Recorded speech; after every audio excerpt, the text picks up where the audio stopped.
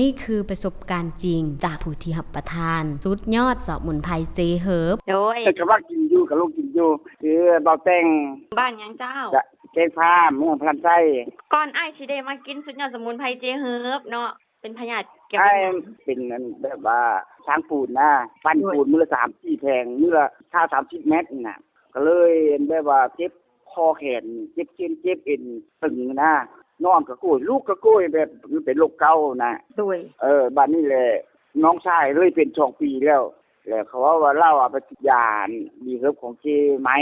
อยู่พลานเพิ่นลองกินเบิ่งแต่น้องเจ้าก็ยังดีให้เคยกินเบิ่งเพิ่นก็เลยเขาจดให้เพิ่นก็เลยไปซื้อน้ำเพิ่นมาลองเบิ่ง2แผงบาดลดลงมาก็กินมื้อนึง2มื้อคือว่าเจ็บกว่าเก่าก็บ่เป็นหยังเบิ่งโทรทัศน์ก็ว่ามันพยาธินะก็เลยหมด2แผงก็เลยแผงที่2ก็เลยว่าไข้แน่เลยไปซื้อเป็นกล้องบันน้ำเทไม้มากินก็ได้หมดแผงนึงรวมแล้วเป็นหมด3แผงอันว่าคือว่าลดเข้าแหละไปตรวจเบิ่งเอ็กซเรย์เบิ่งก็เป็นไขมันอยู่ในตับแล้วก็ไขมันที่ใส่เลือดเพื่อออกมาแล้วคันก็น้อยลงไปเพื่อก็ลดลงไปสอบถามข้อมูลเพิ่มเติม020 9627 9944